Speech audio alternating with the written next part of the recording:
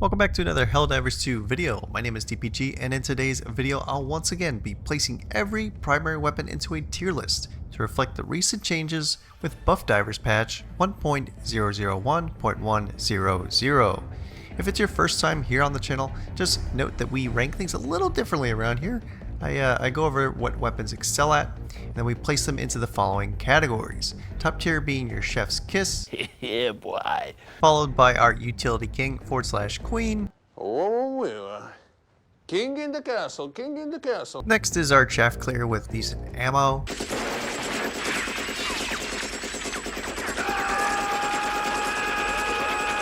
They work. 60% of the time, it works every time. It's a weapon. Sometimes may be good, sometimes may be shit. And lastly, Hellpod Footlocker. What the f is this piece of sh? Alright, so starting out with the assault rifles this go around, we have the standard AR Tech 2-3 Liberator. Now this is the only free primary weapon that is given to you as a Helldiver. It has 8 mags, 3 different scope ranges, 3 firing modes, and a flashlight. Decent chaff clear weapon now with its damage increase from 60 to 70. However, in my opinion, there's some better choices in the chaff clear department for assault rifles. They work tier for the Liberator. Up next is my favorite assault weapon this update patch, the AR Tech 2-3P Liberator Penetrator. Now this weapon still has 10 mags, don't nerf this arrowhead, please, just don't. 3 scope ranges, 3 firing modes, and a flashlight. Now, outputs a whopping damage of 60 per shot, up from 45. Now I've always enjoyed the fire rate on this thing, and the medium pen rounds, but now with its increase in its damage, and the plethora of ammunition that it has, and the amazing ergonomics of this weapon, I highly encourage every Helldiver to try this thing out. Utility King / Queen for the Lib Pen. Next was a welcoming change to the AR Tech 2-3C Liberator Concussive.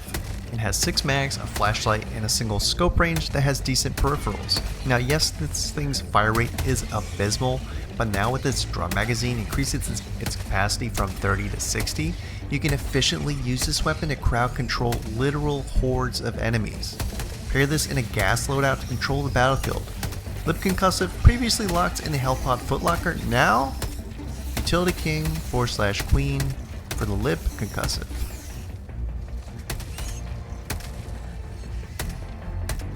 The AR Tech 2-3A Liberator Carbine. It has 8 mags, 3 firing modes, a flashlight, and a single scope range.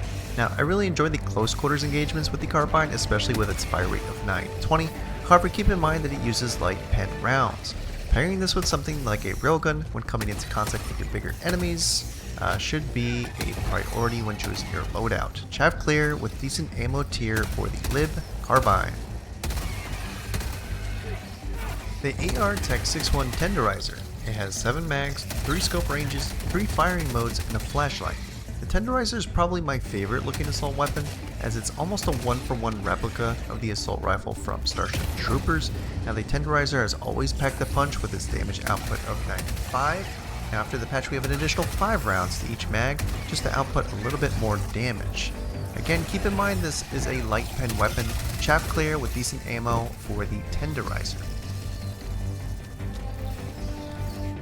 The BR Tech 1-4 Adjudicator. It has 8 mags, 3 scope ranges, and 2 firing modes. No changes were made to the stats this patch, however this is still a pretty decent weapon overall, especially with its medium pen rounds. I do think that the Lib Pen performs better as for ammo economy and ergonomics go, so I'll be placing the Adjudicator in They Work tier.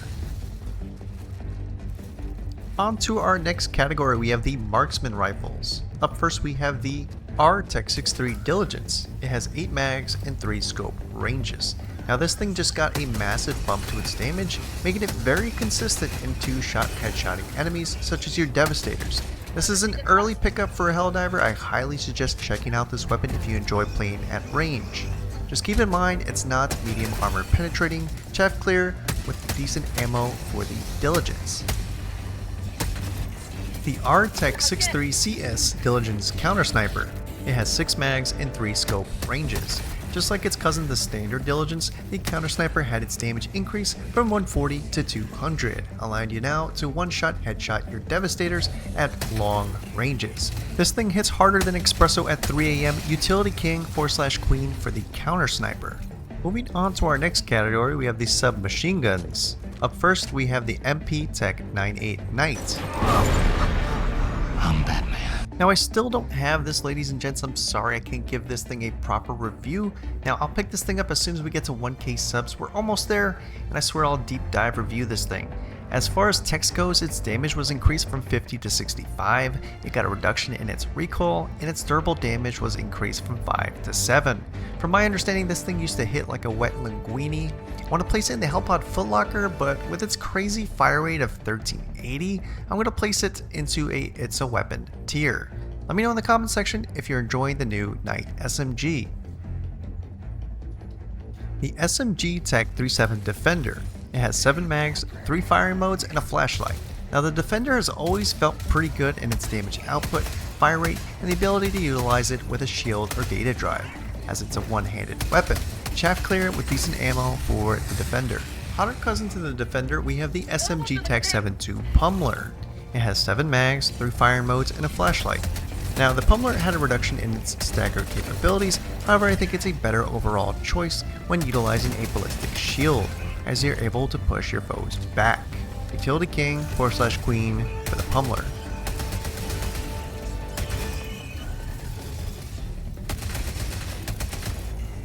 Moving on to our shotgun category, up first we have the SG Tech 8 Punisher. No change to its stats, however it has a total of 60 rounds and has the ability to stagger. Just note that it is a light armor pen weapon. I do like the Punisher, its damage output is rather high and it's a great early pickup for a Helldiver. However, I think that there are better choices in the shotgun category. They work tier for the Punisher. Now the SG Tech 8S Slugger, again, no change to stats, but what did change recently between last primary tier list video and this one is its ability to once again stagger with this weapon. Its capacity is 60 and it has medium penetrating rounds. The Slugger is once again a beautiful shotgun in my opinion. Check this one out. Utility King / Queen for the Slugger. Onto the spicy round reloaded shotgun, we have the SG Tech 451 Cookouts. This weapon has 60 rounds, again has the ability to stagger, but it now has the ability to set your enemies on fire, making it a top contender on the bug front. What the Cookout lacks is medium pen rounds, but trust me when I say that this thing can cook. Chef's kiss for the Cookout. The SG Tech 225 Breaker. It has 7 mags and 2 firing modes. Now, any of the Breaker variants have always been fun to shoot. What's changed from the last video to this one, it's Breaker's ability to fire a little bit more with its capacity change from 13 to 16. Additionally was the change to its stagger force. This is a solid choice and I like to pair it with support weapons such as the AMR. Chaff clear with decent ammo for the Breaker. The SG Tech 225 SP Breaker Spray and Pray. It has 8 mags, 2 fire modes, and has a flashlight. Got a nice bump in its damage from 192 to 240. Its spread is more horizontal, making it very easy to utilize against your hordes now. I like the Spray and Pray, however I think there are better shotguns available in this category, so they work tier for the Spray and Pray. The SG Tech 225 IE Breaker Incendiary. It has 4 mags, 2 fire modes, and a flashlight.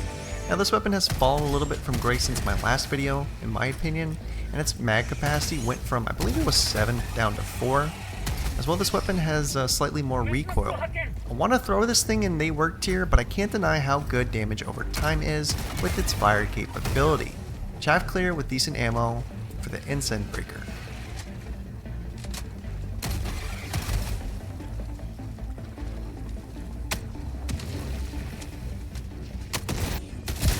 Moving on to our explosive weapons, first up is the CB Tech 9 Exploding Crossbow. It has 8 mags and a single scope range. Now I thought the exploding crossbow was pretty damn good in the last video. Well, it's even better now with the damage increase from 420 to 620, its explosion radius was increased by 50%, and explosion damage was increased from 150 to 350. It finally got the one-handed trait I thought it should have had since it was released. The devs love the crossbow, ladies and gents, and so do I. Chef's kiss for the exploding crossbow.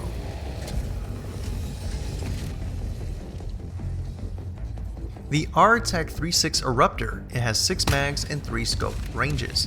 The Eruptor on paper lost some damage from 570 down to 455.